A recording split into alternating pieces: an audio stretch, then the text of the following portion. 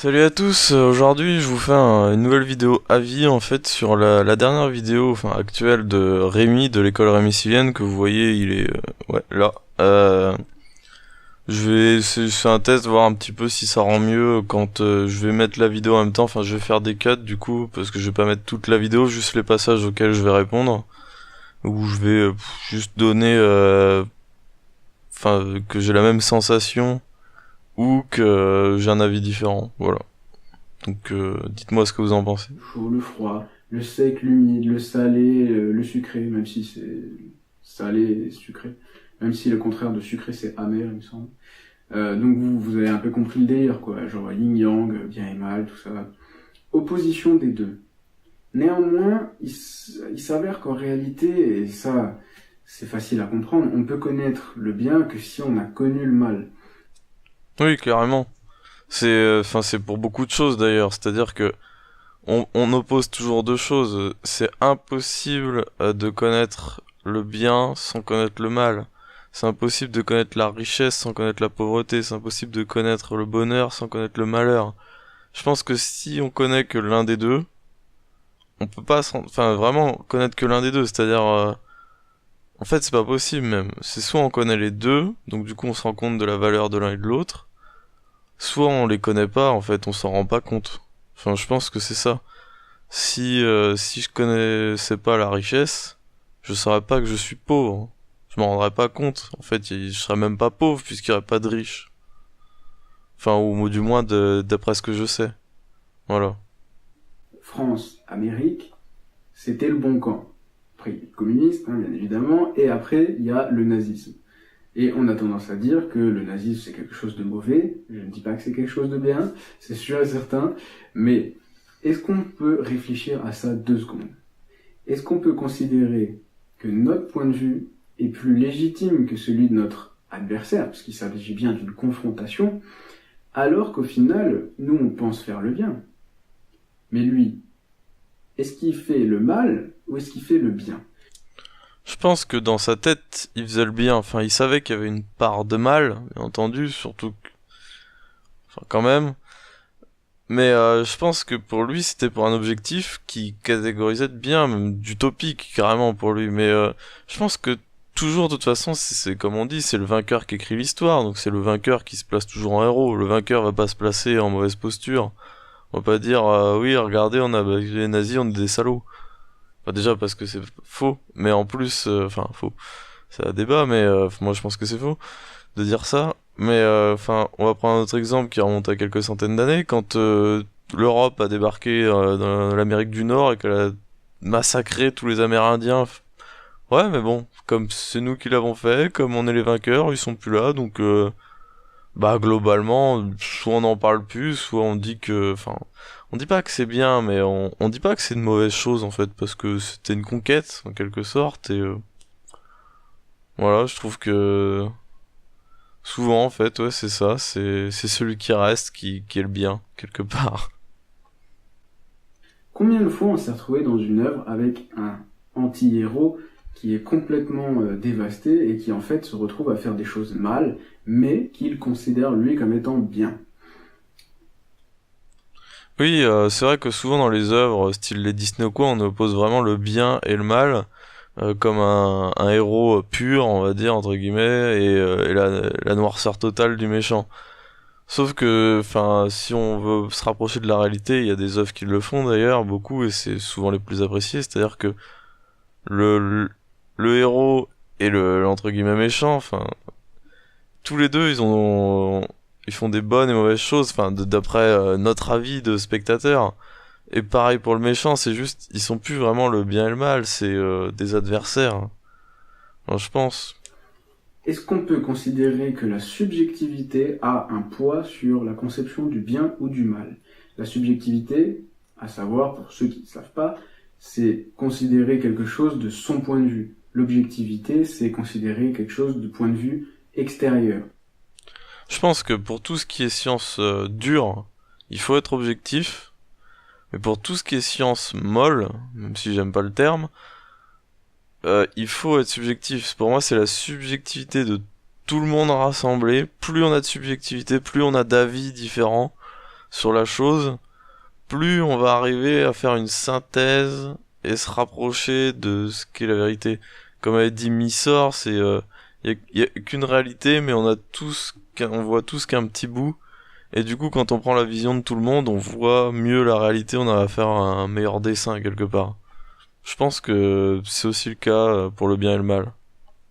Si on reprend l'exemple de notre Seconde Guerre mondiale. Durant la Seconde Guerre mondiale, il y avait ce qu'on appelait les jeunesses hitlériennes. Est-ce que on peut considérer que ces personnes-là faisaient du mal pour eux? Imaginons un enfant totalement... Clairement pas. Je pense que, enfin déjà parce qu'ils étaient totalement formatés pour penser l'inverse. Et on leur a, en fait, je pense qu'on leur avait, ils pensaient faire le bien aussi, parce qu'on leur avait occulté la part de mal, tout simplement. En fait, on leur disait fais ça, ça mène à cette utopie-là, parce que c'était une utopie en quelque sorte. Et on leur disait pas que pour faire ce bien, il fallait faire du mal. Ou si, on leur expliquait, mais que c'était pas grave en fait, que c'était normal, il fallait le faire, il y avait rien de mal, au contraire, c'était pour aider à cette utopie. Mais je pense quand même que c'est en transformant la réalité. Enfin, enfin, quoi que si, puisqu'il y avait des récits de nazis qui disaient oui, mais c'est pas grave, c'était un juif. Genre, c'était un bout de bois que j'ai marché dessus, je l'ai pété, c'est pas grave, tu vois. Enfin, c'était terrible. Comment on peut penser comme ça? C'est d'une tristesse. Mais bon, c'est une autre question. Est-ce que si on lui met dans de la tête des idées qu'on considère négatives, est-ce que lui va les prendre négatives?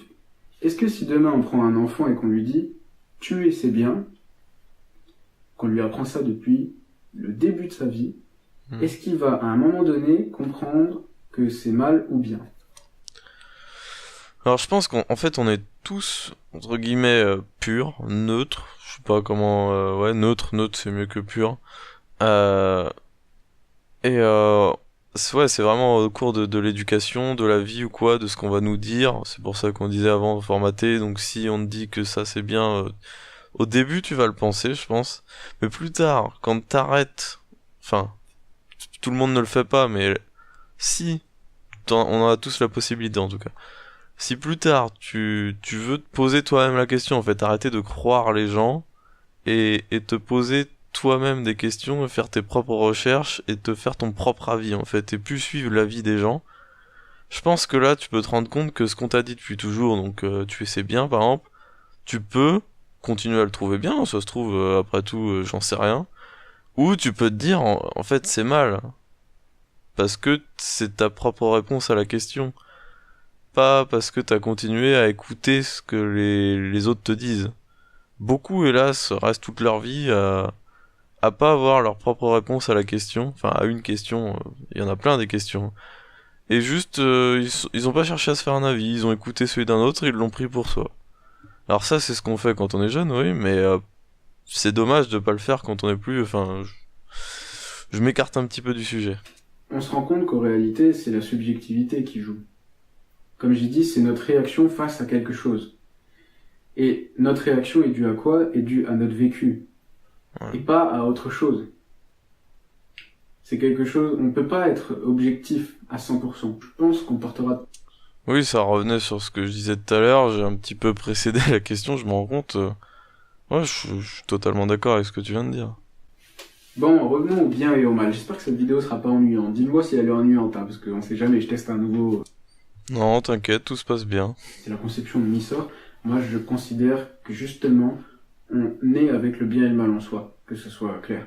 Mais du coup, j'essaie de réfléchir, de confronter mon idée à celle de Missor, de lui dire, lui, il se dit que tout le monde est bon par nature et que personne ne fait des actes mauvais. Et en fait, à un moment, je lui ai parlé justement de Hitler dans la vidéo, la table ronde, et je lui ai dit, est-ce que Hitler est bon? Il m'a dit, je suis sûr que si on avait eu tous la même vie que lui, on aurait fait la même chose. Alors, oui, on a tous en fait une part de bien et une part de mal, et ce qui fait que les avis peuvent diverger, c'est tout simplement que pour certains, par exemple, ce que je pense mal, tu vas peut-être le penser bien, et inversement, et du coup, enfin, sur certains points, du coup, là, les avis divergent et tout. Après, dire que on est tous bons, j'aimerais le croire. En fait, c'est pas qu'on est tous bons, c'est qu'on tend tous à faire le bien, ce qu'on pense le bien. Mais on porte quand même tous le mal en nous. Enfin, en fait, c'est pas qu'on veut faire le mal, c'est qu'on a un avis de ce qu'on trouve mal parce que ça nous est défavorable, peut-être, quelque chose comme ça. Et donc, on, en fait, je comprends Missord quand il dit on est tous bons, parce qu'on tend tous à faire quelque chose de bon pour nous, ou pour les autres. Enfin, ce qu'on pense être bon, en fait, ce qu'on pense qui va aider notre vie, notre monde. Il y a une notion de bon et de mal qui nous touche, nous, personnellement, au niveau de notre conception, et même, j'irai plus loin, de notre mental, à savoir que lorsqu'on fait quelque chose de bien, on se sent heureux, lorsqu'on fait quelque chose de mal, on est malheureux. C'est exactement ça. Enfin, et quoique, en fait, si on y pense, on peut faire quelque chose qui nous rend malheureux pour être heureux plus tard. En fait, quelque part, se sacrifier à une tâche pour un dessein plus grand.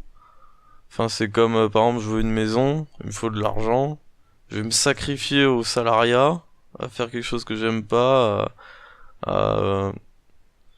ouais, ou genre, plus simple, on prend un étudiant, enfin, et lui, ce qu'il veut, c'est des études, c'est apprendre.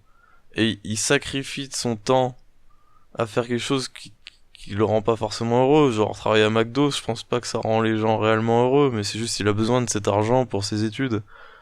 Et donc, il va faire, ouais, cette part de malheureux pour permettre son bonheur. Je pense toujours dans cette notion d'opposition. Là, je crois avoir touché un truc du doigt. Je pense qu'en fait, et comme je le disais tout à l'heure, l'objectivité n'existe pas. Le mal est quelque chose de totalement subjectif. Et donc le mal, c'est ce qui nous touche et c'est ce qui nous dérange et ce qui nous empêche d'être heureux. Ouais. Ouais, je pense. Enfin, personnellement, ouais, je suis plutôt d'accord avec ça. Parce que comme je le répète, moi, l'objectivité, ça n'existe pas. Et pour moi, l'homme est au centre de toute la pensée. Et je vous renvoie à la vidéo, conclusion numéro 1, mon humanisme stoïcien, à savoir que pour moi, tout ce qui est autour de nous dépend de nous. Donc si quelque chose est mal, ça dépend de nous, ça dépend de l'affect que l'on reçoit de ce mal, de la manière dont on le perçoit. Et inversement pour le bien. Oui. Aussi simple que ça, je suis d'accord, il faut le dire, je pense, quand on est d'accord. Faut pas occulter tout le temps cette partie, dire simplement oui, je suis d'accord. De toute façon, c'est une réponse après tout. La question de bien et de mal est bien quelque chose de subjectif, mais que c'est la collectivité, donc la bonne conscience collective qui fait en sorte qu'on considère plus quelque chose de mal comme de bien. Mais après, à nous de nous faire un avis. Voilà, c'est ça qui est important. C'est ça qui est important, c'est face à un bien qu'on nous propose, ou un mal proposé, en cours par exemple. Ouais, mais c'est un peu ce que je disais au début, comme quoi on va au début prendre l'avis que les autres nous donnent, et un jour on va chercher à se faire notre propre avis. Et c'est pour ça que certaines personnes vont vers un groupe plutôt que d'un autre, du coup. Parce qu'ils le considèrent comme bien, et dans ce cas-là, est-ce qu'ils considèrent les autres comme mal? Est-ce qu'il y a vraiment une bipolarité, une dualité pure et dure, ou il y a des nuances? Moi, je pense qu'il y a des nuances. Je pense que le monde, c'est pas un 1 et un 0. Ouais, oui, clairement, il y a des nuances. On va avoir plus ou moins d'attirance vers quelque chose, comme tu dis, vers un groupe où on va chercher, enfin, on le pense bien, ouais, pour nous. C'est-à-dire qu'il va nous apporter quelque chose. On pense pas mal du genre, je vais pas vers ce groupe-là, parce que c'est des malfrats, parce qu'ils sont mal éduqués ou quoi que ce soit. On se dit juste que eux, en fait, ils sont trop différents de nous, et donc ils vont pas nous apporter la chose qu'on recherche. Quoique, en fait, ça se trouve, si, on pourra apprendre plein de choses mais bon. Souvent, je pense qu'en fait, on a peur de ce qu'on considère comme mal, alors qu'on pourrait s'y intéresser, pas le faire, en fait, juste s'y intéresser, pour en retirer un meilleur avis, tout simplement. Souvent, en fait, on le fuit, on le repousse directement. Je pense qu'en fait, il n'y a pas de mal, justement, à se poser la question là-dessus, quoi, à s'y intéresser. Mais pas à le devenir, juste s'y intéresser, le comprendre. Et ça se trouve, du coup, ça a changé notre avis et toujours l'améliorer. Toujours. Est-ce qu'on est touché par tout, ou il y a les choses qui nous laissent indifférentes, ça serait les neutres dans ce cas-là? Ouais, ouais, ouais. Oui, clairement, on peut être indifférent, donc être neutre, oui, on peut, en fait, on n'a pas toujours un œil sur tout, déjà par rapport à ce qu'on connaît pas, tout simplement. On est neutre là-dessus. Enfin, je peux pas ressentir quelque chose pour quelque chose que je ne connais pas, donc forcément, je suis neutre à ce sujet-là. Je sais pas si, je dis peut-être des conneries là, mais bon. En fonction de notre ressenti sur la vie qu'on nous propose. Et donc dans ce cas-là, l'indifférence serait la neutralité, l'accord serait la positivité, donc le bien, le désaccord serait le mal. Non, je pense que c'est pas parce que t'es d'accord avec quelque chose que c'est bien, ou en désaccord avec quelque chose parce que c'est mal. C'est trop simpliste. Je suis en désaccord avec le système actuel. C'est pas pour ça que c'est mal. C'est juste peut-être incomplet. Et, et ça, enfin oui, si, ça peut me causer du mal, mais pas à tout le monde, par exemple. Il y en a qui l'acceptent très bien, ce système, et qui en sont très contents. Je les connais pas, mais donc je pense que, enfin si, du coup, pour mon avis personnel, oui. Pour toujours l'exemple du système actuel. Je suis en désaccord, donc quelque part c'est le mal, il faut le changer.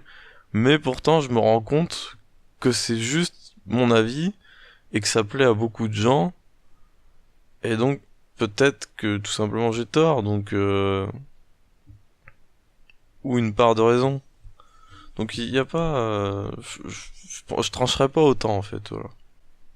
Mais après, c'est pas forcément un mal qui va nous détruire, même si, lorsque tu parles avec quelqu'un qui est contraire à ta manière d'être, tu génères en lui quelque chose de négatif, la plupart du temps. Ouais, je pense que là, je sais pas comment je vais monter ça, ça va être...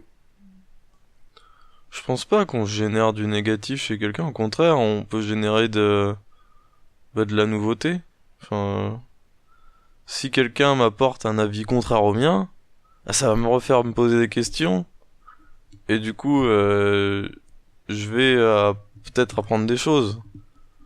Donc je pense pas que ça crée quelque chose de négatif en moi. Ou alors de ce point négatif naît du positif. Ou peut naître. Enfin voilà, je vais arrêter là parce que normalement la vidéo est terminée. Enfin après c'est un petit peu, il parle d'autre chose. Donc dites-moi un petit peu si ça vous a plu. Rémi, si tu passes par là, j'espère que tu la verras en tout cas. C'est un peu un test. En fait, je me rends compte que c'est quand même assez compliqué de d'avoir la vidéo, de faire pause, d'y répondre et tout, parce que comme je l'ai écouté 2 fois avant, des fois je la devance un peu et tout. Dites-moi si c'était un peu bizarre, si, enfin, vraiment faites-moi des retours pour savoir si je continue sur comme ça pour les prochaines ou pas. Voilà. J'espère quand même que ça vous a plu. Salut.